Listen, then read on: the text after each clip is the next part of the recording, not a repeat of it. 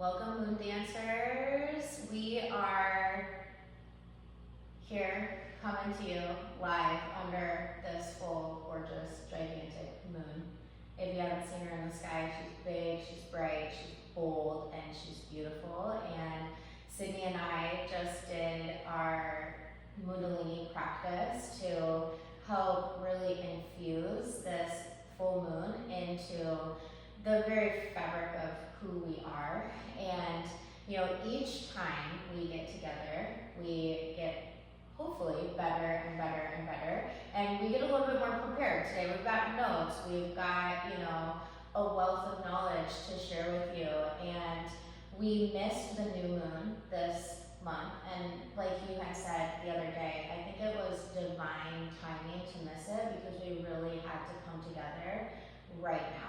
We have had so much happen cosmically, and Monday we started off with a Jupiter entering into Cancer, and Jupiter really takes like 12 months to move through a sign. And so we're coming out of the sign of Gemini and into the sign of Cancer, and it's all about just like nurturing yourself and the home life, and also creating a space and really embodying abundance and prosperity and luck and blessings, all of the beautiful things that Jupiter brings with us. And then we've got this full moon that's in Western astrology, the sign of Sagittarius, Vedic astrology, the sign of Scorpio, and then we have all these transits happening, and so this is really a divine time. So Sydney, thanks for being here. I'm glad to have you back. Let's take a moment for everyone to just collectively drop in wherever you're at in time and space. And if you're listening to this in the future, this information is still incredibly potent and incredibly relevant to your life right now. So wherever you are at, just allow your shoulders to soften out your back. If you're able to soften or close your eyes, please do so.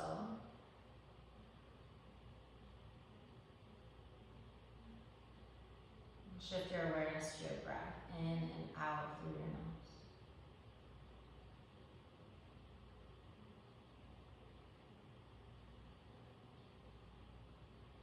Imagine yourself lying or sitting on the soft earth beneath the moonlit sky. The ground is warm and solid. Roots growing gently from the body into the earth, deep and nourishing. Visualize a slow river flowing beside you. Calm, rhythmic, peaceful. See a golden light at your belly. The fire of digestion and balance.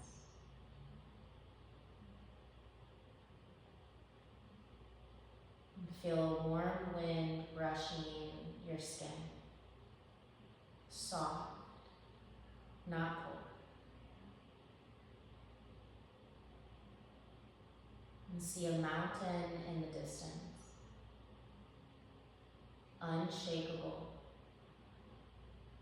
Steady. You are a part of this natural world. Safe, stable, timeless. Settle deep into your being.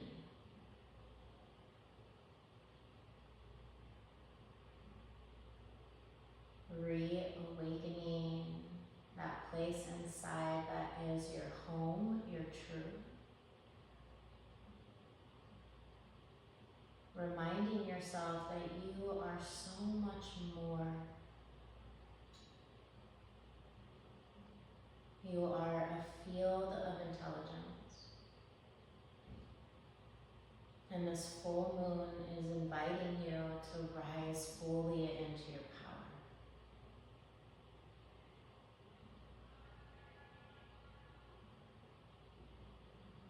Take a slow breath in. and slow breath out. We call in our angels, our spirit guides, our ancestors, so that this conversation can be of benefit to not only Sydney and myself, but for the entire collective. And so it is. Welcome back, girl. So good to have you here. This is our little baby. I feel like it's really growing into something that we never thought would even happen, and it's kind of like this culmination of this full moon. It's like breaking through limiting beliefs, and never in my wildest dreams would I think that we would have this like super groovy, esoteric, grabbing all the things that we love, tarot, astrology, kundalini, yoga, meditation, like all these things that I love, and record it and put it out for the entire world to enjoy. And yet here we are, and how magical is that? So I'm curious, is the card that you pulled, does that reflect everything that's going on? I know that you said it was a really good card when you pulled it. Definitely. Also, a little thing, Sydney forgot her deck at home, and before I left to come here, I had 2 bags, and one bag had like literally one thing in it that I actually needed, and then the other bag had the other things I needed, and I was like, should I just grab the one thing that I need, or should I just grab the whole bag? And that bag had my tarot deck in it, and I was like, fuck it, I'm just gonna grab both bags. And thank God I did. I mean, it was like you were whispering to me, like, grab the bag. I'm gonna forget it. Yeah. And so here we are. Yeah. And it's a card that's yellow. It's beautiful. First of all, it's the best card in the deck. We pulled yet another major arcana. I shouldn't say we pulled it because this card really just kind of jumped out. You know, that's how I usually take my pulls. So I'm wondering, do you want to discuss what we pulled first, or do you want to go through the astrology first? Because we're really looking at the polarities here between the full moon that we have that's being illuminated by the sun, which is the card that we just pulled. You take the lead, girl. Okay, Whichever one you want to dive into first, that will make it the card more relevant, I think will be the way to go. Do you want to start with a little debriefing on like the full moon, what it's all about, and what it's going to be in the sign of Sagittarius? Let's do it. Okay, cool. You go into that, and then I'll go into the Vedic. Sure. So you take Western, and I'll take Vedic. Okay. Now, all of you out there in podcast land, the really cool thing that Sydney and I were talking about just the other day is that you all are growing with us in terms of knowledge, wisdom, and all around just like growth of life. And Sydney and I have just been in this kind of course for astrology, and we've just like loved it so much, we want more, that we signed up for a year-long course. And so what we're going to do is kind of like take you along with us as we move through this course, and what we're learning, we're going to record for you so you can understand astrology and what we're saying, and it'll be a good way for us to communicate and learn how to share this practice that we love so much. So this is like a really exciting time because the full moon is really illuminating like where we want to go, and it's really allowing us to like really breathe out all of these limiting beliefs and perspectives that we have on ourselves, and this gripping of perfection that we both have because we're Virgos, and so all the messy and beautiful and raw and unedited conversations that we have are stepping stones into how all of us collectively can come back home to ourselves. So here we go. This is really our first official full astrology breakdown. This is like astrology tarot chat for sure. Yeah. Okay, we'll start with just the full moon in general. I know you touch on this a lot, but the full moon is always the highest expression of the moon's radiance. And the way that this kind of translates for us is that it's the highest expression of our emotions. So this is why we have, all of these things surfacing, and there's, lots of crazy energy that surrounds the full moons. But I think that the moon, when it's at its brightest like this, it starts to kind of shine light on our inner truths and desires, and sometimes also our inner demons, the things that are kind of holding us back. But that's all well and good when, you know, we take it and use it for what we need it. And there's always a light in the Right. dark. I think that's Correct. something that people always forget. And it's really just a powerful time of release and also of acceptance. You know, these truths have to come to light, and we have to learn how to integrate them, you know, one way or another. So the cosmos has a wonderful way of pushing that towards us. Full moon in Sagittarius, exalted in Jupiter, which is amazing, like you were saying, because Sagittarius is ruled by Jupiter. There is like even more of positivity to this moon. So I think, again, with Sagittarius being the sign that the full moon is in, it's playing into these themes of truth that the full moon is already illuminating for us. So I think the full moon in Sag is really asking us to reflect on our personal truths and our beliefs about the world around us. And so it really shines light on our quest for life's purpose and our inner truths and how we are going to kind of follow that path to get there. Can I interject? Absolutely. So when we say truths, what, like, I am assuming, you know, I'm trying to think of myself like 10, 15 years ago, and I was so not in my truth that, like, that question being posed would be like, what's your truth? I would literally not know. So can you, like, how do you kind of define, and how would you, like, have someone or guide someone to towards knowing, like, what that means? What that truth really is. Well, I think truth is interpersonal, right? There's concrete truths that we have, and then there's the truths that we believe. So I feel like beliefs is almost a better word for what we're kind of shattering, because those beliefs that we have, they become our truths.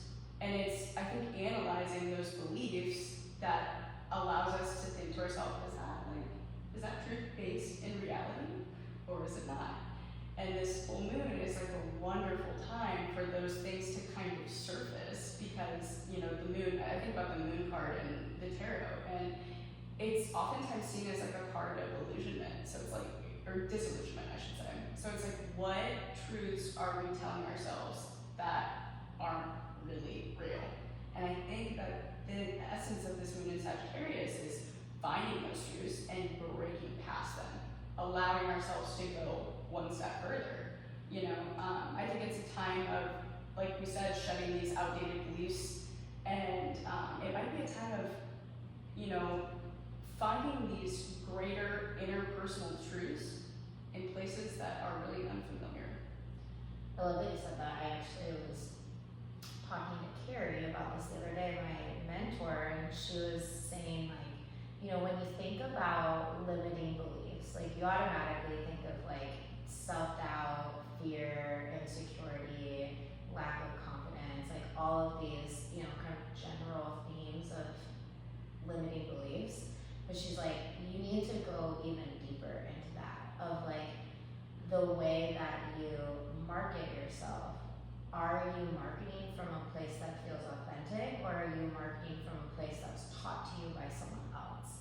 And that can go into every realm. It's like, do you like this Indian food because your mom taught it to you, or do you not actually really like turmeric? And maybe you need to take it out and create this new thing that is more authentic to who you are. And so it's like, actually, like, literally breaking down every fiber of everything you've ever thought to be true, and really asking yourself, is this really coming from a place that I truly believe in?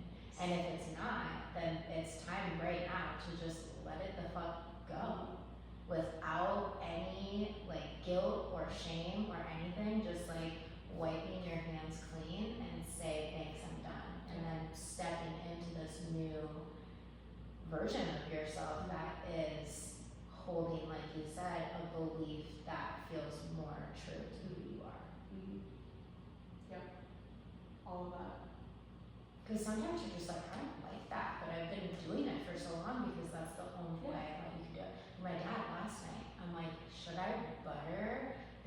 pretzel buns and like char them up on the grill. He's like, no. And then I'm like, let me just do it. Yeah. And his mind was fucking blown. And I can guarantee that moving forward, he's gonna butter those damn buns. Yeah. Moving forward. And it's like, he's, you know, almost 65. And it's like, there is still so many truths to uncover about who you are. And so, if you feel overwhelmed or you feel like, oh, it's not worth it, it absolutely is worth it to go inside. And right now, the moon is just illuminating every inch of who you are, so you can start to really dissect and let go and call in and all of the magnificent things that is the path of life. Yes. And speaking of the path of life, I was just looking back at the sun, and I feel like now I can kind of move into this tarot pool, because, you know, the sun being in Gemini right now, it's Mercury ruled, so it's really about how we communicate with ourselves, with others. And so with all of this coming to light and the full moon, I think it's a really good time to be restructuring those things so that we can step into that essence of our true self. And that's what the sun really speaks to. I also will say, you know, we were talking about these limiting beliefs that might have started, you know, long ago in our earlier life. And whenever I see the sun card, you have this little boy who's like riding on a horse, and it's a very happy setting. He's got all these sunflowers behind him. So there's a really childlike innocence to this card. And it makes me think about, you know, back in childhood, what are these things that we were told, that we were taught, just like you were saying. And so I think this pull is really asking us to look at those things very deeply in order to maybe break through some of these limiting beliefs that we're talking about, that we have this amazing time to actually break through. I remember there's this guy, I'm like totally blanking on his name, Bruce Lipton, I believe. He wrote a book on epigenetics. And I was listening to him speak, and he was talking that like the first 7 years of your life are like the foundational years subconsciously. And so all of the things that you learn and ingest are literally ingrained into your DNA. And then he was talking about epigenetics in terms of like you can literally rewrite your DNA. You can rewrite your subconscious. You can rewrite what you can default into. And although it takes a lot of effort, it's something that's completely sets you free. And so like today when we were doing this Kriya for 11 minutes, and it's like you have to have that challenge to allow yourself to get to the other side. And so we have this Saturn is square to the moon right now, correct? In the sign of Aries. Yes. So go into a little bit of that. So, were you talking Jupiter squaring Saturn? You take that one, because I feel like you have more to say on that. So the full moon in Sagittarius is squared by Saturn and Aries. Yes. And it says that this is the first part of the square that creates a direct tension between our desire for boundless expansion, that's Sagittarius full moon, and the need for disciplined action and accountability, which is Saturn and Aries. And so it's really this kind of clash between freedom and responsibility. So you can think of it like the adventurous, freedom-loving spirit of Sagittarius, and the full moon really is like yearning to explore new horizons and embrace these like grand, big ideas. But Saturn and Aries is really like pioneering, but also a demanding placement. And so it really insists on structure, on self-discipline, and taking responsibility for one's initiatives. And so this can really manifest as a direct conflict between wanting to take the leap forward and needing to put in the hard work to address the practical realness of this first. And so it's really kind of this idea of testing our beliefs and ideals. Saturn in the sign of Aries can challenge your optimistic outlooks and deeply held beliefs.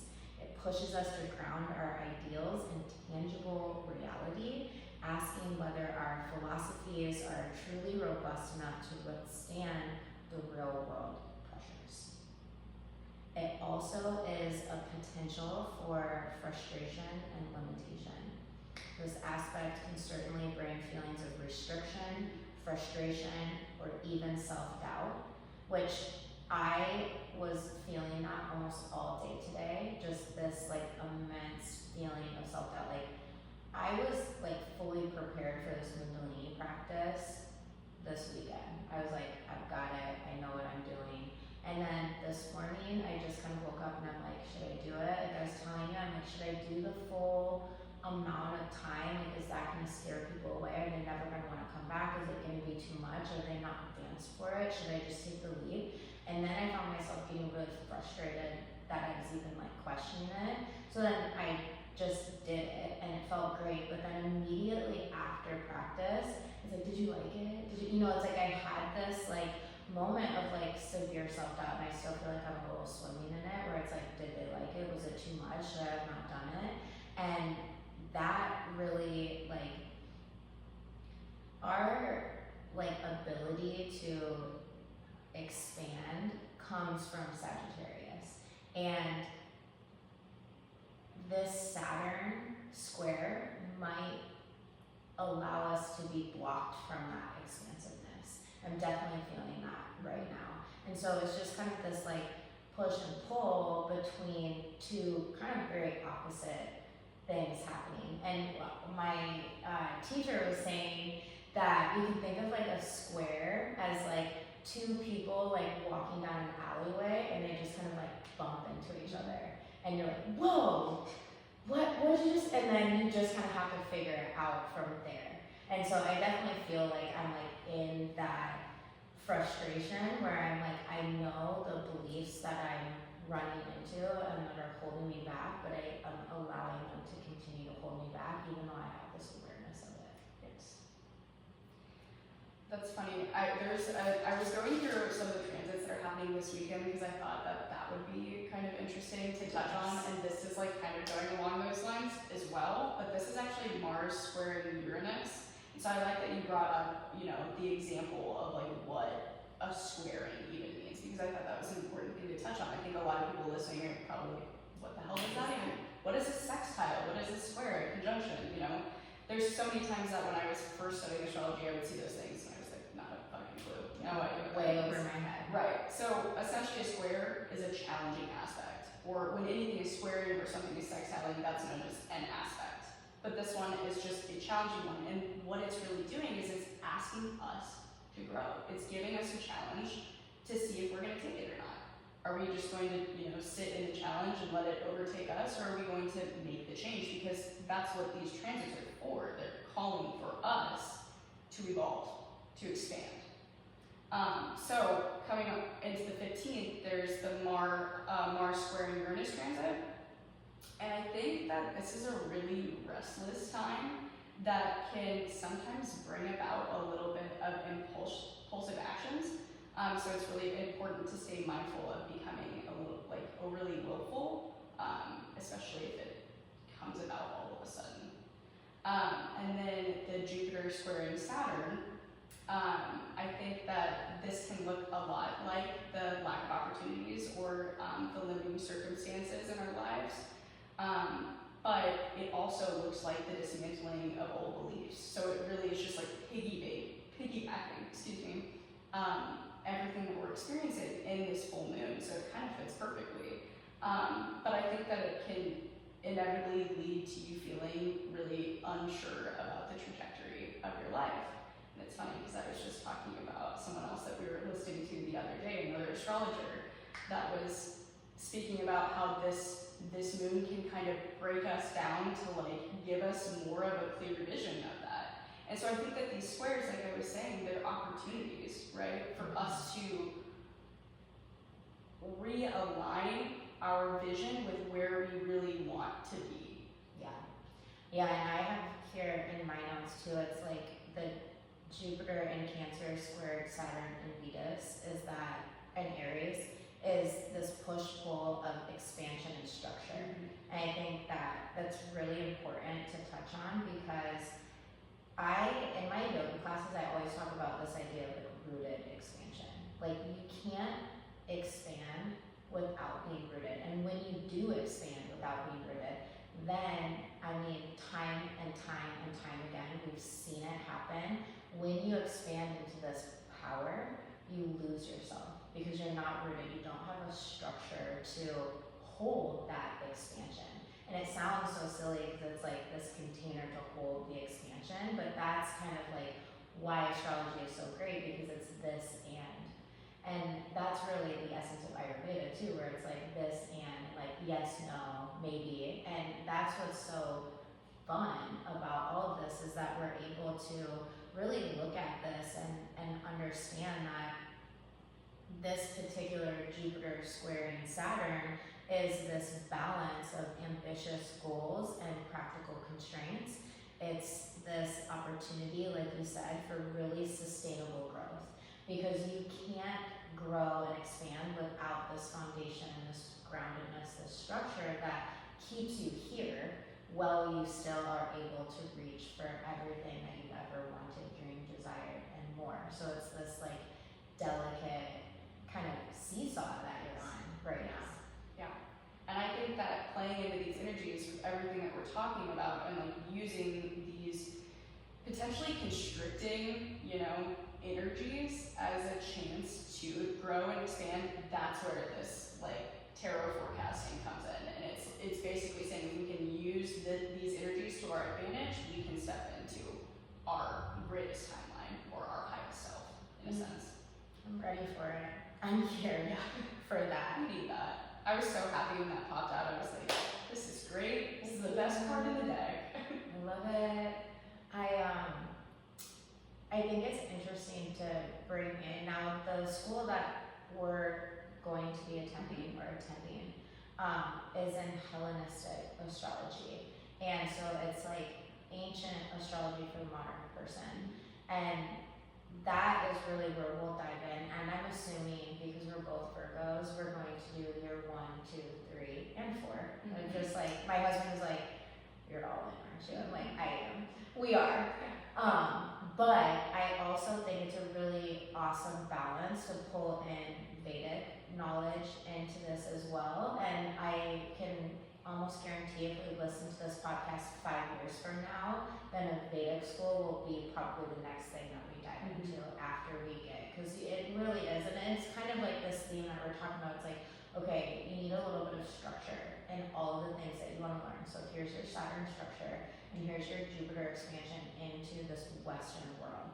And Saturn says, don't worry, Vedic is still there. It's still there. We're going to get to it, but you can't bite off more than you can chew, or else you become overwhelmed by I it. feel like you and I are both always trying to do that. Always. Like we can do all of these things at once. Amazing. So in Vedic astrology, we're in the sign of Scorpio, and really, this is like a water sign, and it feels very fitting because Sagittarius is a fire sign and Scorpio is a water sign, and then together they make Pitta in Ayurveda, which we are like in the depths of Pitta season right now. And so I just think that that's kind of like fun that it would be right before the solstice as well, which the solstice is all about celebrating the return of light. And the sun right there. And it's like, holy cow. Yeah. Like, whoa, it makes me feel like everything works together because we're in the depths of Pitta season, and Pitta is the time of burnout. And so how amazing is it that we have this beautiful, gentle Jupiter going into Cancer, which is all about nurturing yourself, all about developing your relationships with yourself, most importantly, and then everyone around you, and creating and cultivating a sense of home wherever you're at. And we have 12 glorious months to really bask and embody this. And I think that on this planet right now, it's something that we absolutely desperately need to be immersed in. And I think most people look at the moon, and so us being able to dive into these other transits really helps people understand like that there's so much more out there for us to understand. And when we can marry these two sacred languages together, Vedic and Western, we can really start to make these attachments where it's like, okay, whoa, this is like pretty mind-blowing that this would be what is surfacing right now, which is so cool. And I mean, who doesn't love Scorpio energy in with a little bit of Aries energy, in with a little bit of Sagittarius energy, and you know, capped by Jupiter and Saturn. I mean, it's like a magical time. It really is. Pull the sun in, and now we have the moon, and we've got all these just like. And I'm just thinking to myself, I'm like, okay, there's a little bit more I want to pull from the sun card too, just because we're on the topic of astrology too. Tarot and astrology are hand in hand as well. So I think it's worth mentioning after everything that we just went through in our full moon and astrology transits, that with this sun card, for everyone listening, people who either have Leo placements because the sun is ruled over by Leo, looking at where those are and seeing how you can interplay that with all the transits that we just discussed as well. And anyone who also has Gemini placements, looking to those things and seeing where Gemini is, what houses they're in, and maybe seeing how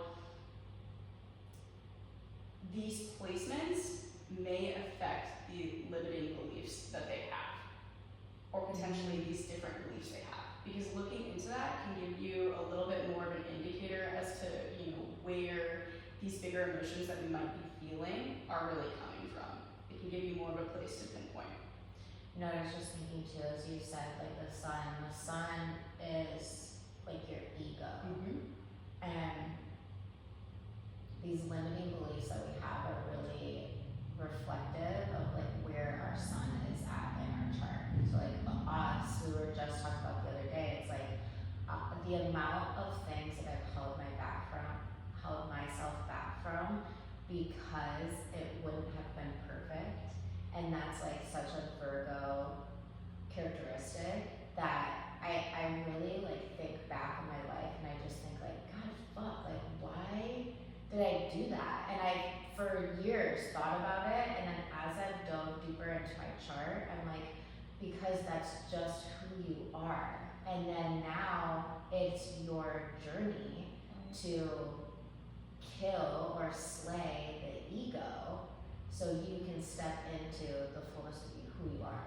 And that's what I love about like all the astrologers. They say like your chart isn't like set in stone. Like these are all different challenges and opportunities for you to become aware. And then like you said earlier, you get to choose like, am I gonna buck up and like take this challenge head on and like actually change and rewrite my entire destiny, or am I going to continue to fall back into these limiting patterns and then just wonder why nothing has changed?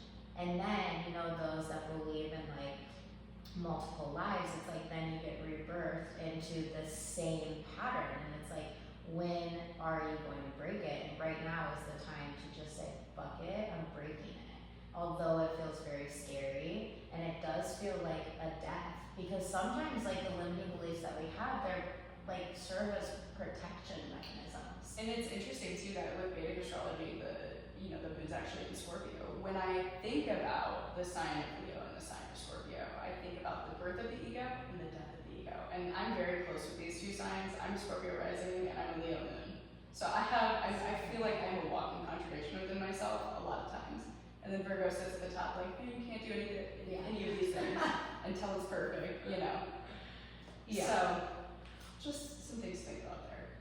Well, and what I think is like so interesting is that this full moon in Vedic astrology really amplifies emotions, bringing subconscious patterns to the surface for healing and release. So the themes are very similar. And it really emphasizes themes of rebirth, of karmic patterns, and of deep psychological insights. And it's in the star, the nakshatra of the eldest or the chief star. And what that really means is that it's it's ruled by Mercury, and it's the deity of Indra. And Indra is the king of all the gods. And so this star is really associated with leadership and authority. It's associated with emotional depth and secrets, with wisdom and intuition, and with deep karmic release, which feels so fitting because it really is this potent time for introspection, for emotional purification, and for confronting any hidden fears or unresolved issues. And it empowers us to release what no longer serves us, particularly deeply ingrained patterns, and step into our authentic power with wisdom and maturity.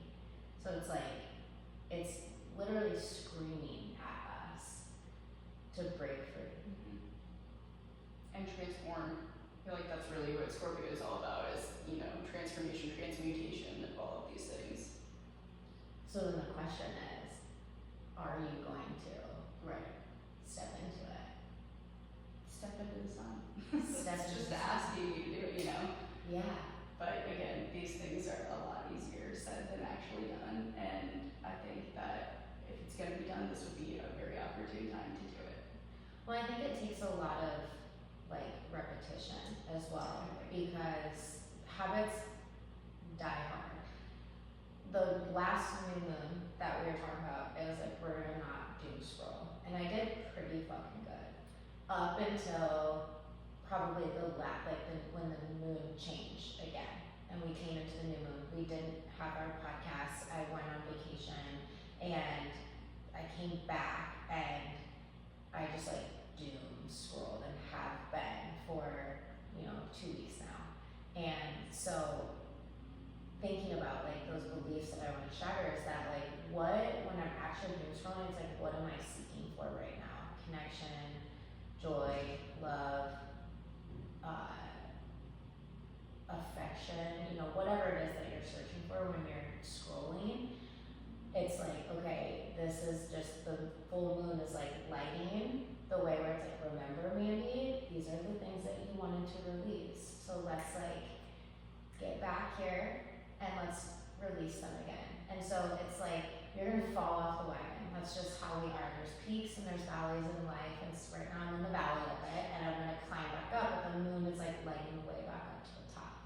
And so it's just something to know that, Sydney and I aren't, it's like, oh, we're gonna release this, and then poof, it's gone. And that's just not the case. But right now, it's very amplified in our favor to set those intentions and goals and desires to release those things so we can set ourselves free down the road. And I think it's all just about, cultivating the deeper awareness of those things itself. Like, that is the process of it. And so, no time like the present and to let all these things surface and just sit with them for a little bit. And yeah, it's gonna take many moons, but it's the work that's necessary in order to evolve and progress the human soul. And I think that we, are in a world right now where we're very much instant gratification. We want it right now, right now, right now. And when it doesn't happen right now, then we're just like, fuck it, and we're just not gonna do it. But there's a really gradual progression of releasing limiting beliefs.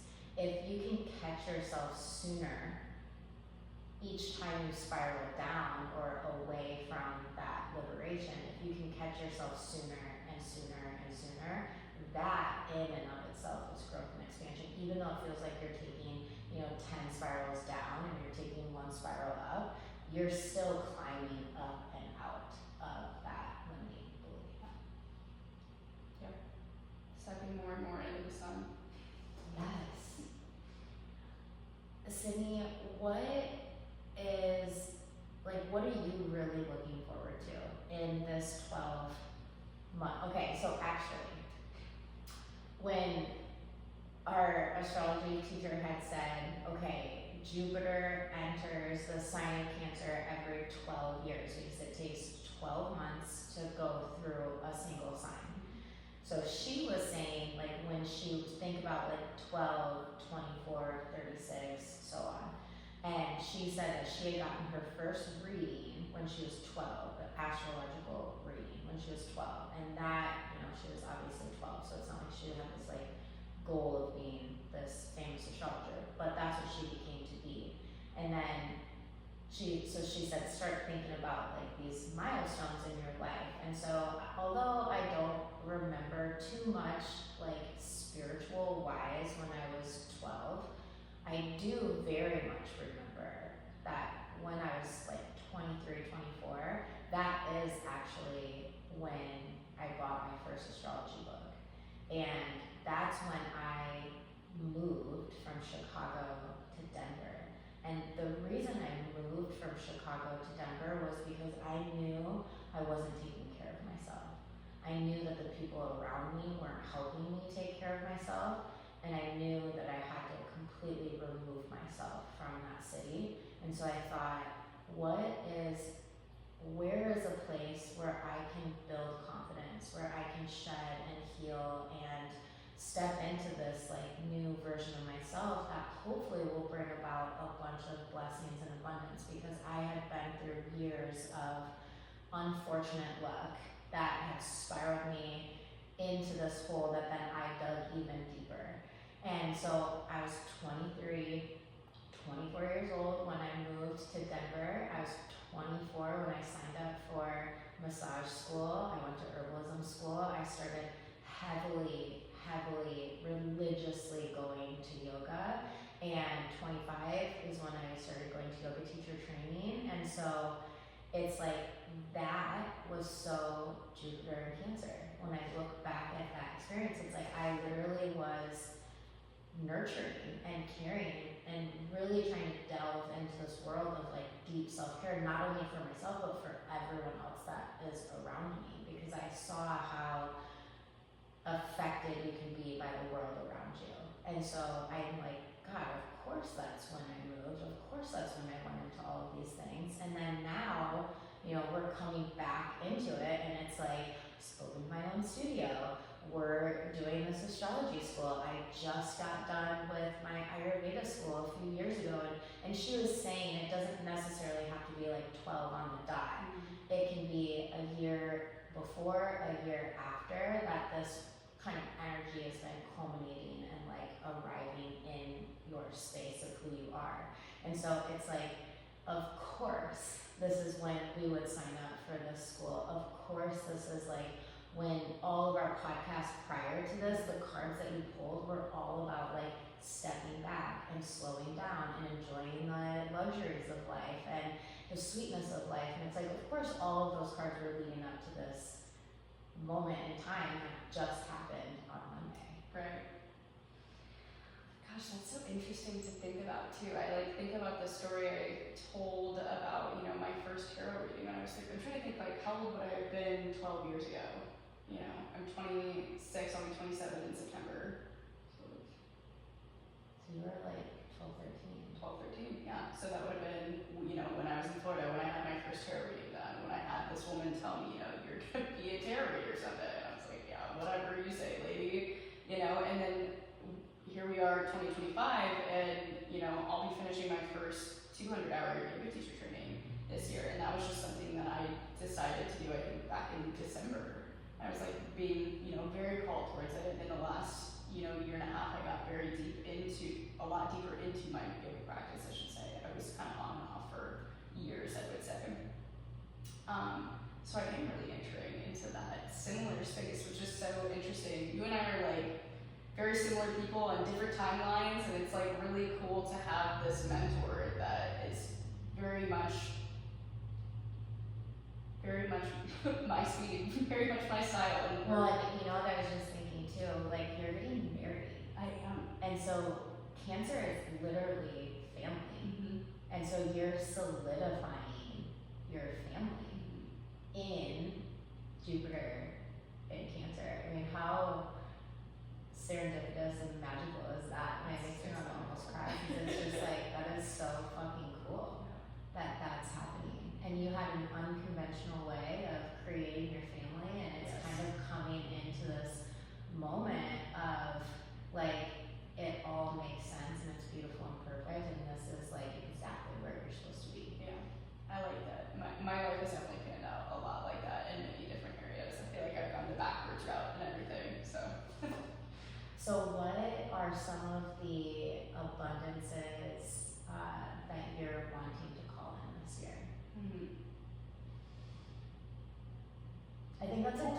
question. It Because is. most people, if I say, what, anything negative, it's like you can come up with 5 million things to say. That's so true.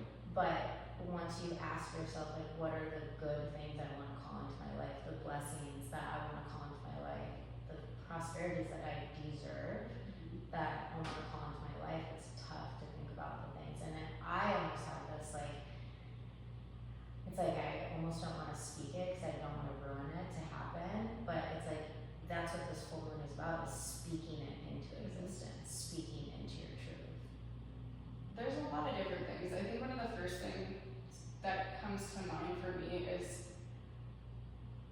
ever since I stopped work, I worked there for like a year when I worked in that little metaphysics store here in Omaha. I have craved the community that was there. And just being able to go to work every day and talk to people about the things that we talk about here. The things that I can talk about with people in yoga classes. And I think creating 17 Tarot was like a way for me to call in this community of like-minded individuals. And so I think if there's anything that I would really love to see is more of that. And more of these people who are willing to talk about these things that seem odd or strange or, Which is so Cancer. not based in reality, but maybe they really are. Yeah. Which is so Cancer. Yeah. That's Yeah. like, I have been craving that too, and I really do love being able to like have someone to bounce ideas off of, and it makes me wonder if there's more people out there that want that. And so whether it's in person here in Omaha at the studio, or if it's building an online community through our Soul Arcana, it's like, that's also my goal too. And when our astrology teacher said that it was like a family there, and he said that he is a Cancer, I'm like, that's what I want too, is like this family of people that don't look at you like you're fucking crazy, and do you need to go to a psych ward? Right. And I was just having this conversation with my grandma, or with my mom, about my grandmother, and I said, I think that my grandma, she was raised Catholic in a very strict Catholic household, and then she married my grandfather, who's also a very devout Catholic. And I think she was very spiritual in a lot of ways that she wasn't able to express. I think she enjoyed things about Catholicism, but she was always like, can we leave early? Like, she never sang any of the hymns, like never. She just sat silent.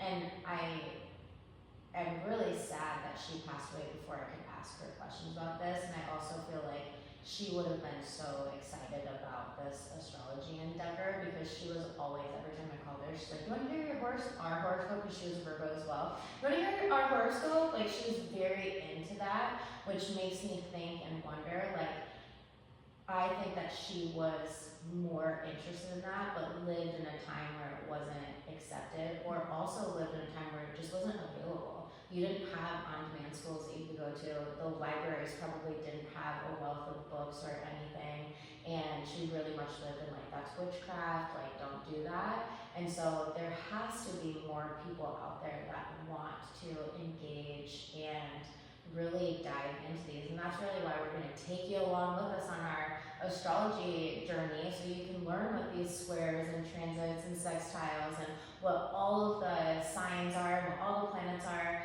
so then when you get more curious, you can become more interactive with us and build that community that we're both really just, I think, starving for. That's a great word. That's how I felt about it. And I just think back to that time that I spent there, and like there was, a lot of trauma involved with that time that I was working in metaphysics, but it was amazing to have conversations with people every day that I could feel myself and my consciousness expanding.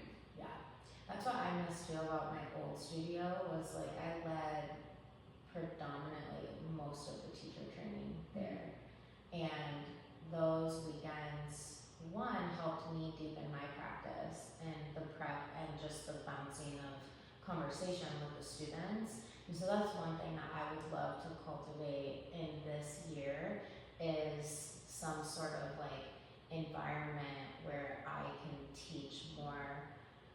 I love teaching physical practice. Like I love teaching vinyasa and kundalini, but it's like one thing that I think most people have a tough time understanding that it's so much more than that. And so when you can have workshops and these immersions for people to come in and understand, like, this is why we do this. This is what Surya A means. This is what the Adi mantra means. This is why we do these things. These are all of the things that embody this beautiful practice that we love, and it's so complex and so nuanced, and it just made this light bulb go off where it's like we need to get our soul arcana class going. Like we just gotta do it and have these classes, and I think it's really beneficial if we record them and we can open it up to people that aren't local to Omaha, or if they're busy or if they have things going on. And so that's our commitment to you all out there, is that we will begin to create this community space that we're craving, and hopefully you want to be a part of it as well. So Sydney, what do you want to leave us with for this? We'll be back for the new moon, and this might be fun to do full and new moon, just do one on each. So what do you want to leave us with for these next 2 weeks before we meet back together? I think the biggest thing that I touched on, at least regarding the sun card, was that childlike nature that is really embodied through this card, and finding, these maybe outdated beliefs that we have that came from childhood in order to live more authentically, because I think the sun really is about authentic living and living your best life possible. And so it's really necessary to take these old beliefs that are not allowing us to live in that authenticity and letting them go. And I'll piggyback that. There are so many times in every person's life that we hold ourselves back out of fear, out of overwhelm, out of exhaustion, and the journey is so worth it. And so these questions that you can really ask yourself is, what do I actually desire? What are my core beliefs? And who am I? What is strengthening me and what is weakening me? What's giving me energy and what's depleting me? And start there. And really actually starting with the question of, how did I get here? Do I want to be here? And how can I get out and up towards a place that I truly want to be, where I will live in my most happy, vibrant, authentic, radiant self? And if you need help, we've got you. Sydney can pull a beautiful tarot spread. I can pull your doshas. We can go even deeper into this. We can read your chart. There's so many ways that you can help yourself by asking for help. And that's really this Cancer nature, is to deepen and strengthen the relationship with yourself by also deepening and strengthening the relationship with others, by reaching out and asking for help, and knowing that there's people out there walking the path that are more than happy and more than willing to hold the lantern for you. Because that's all we're doing, is walking each other home.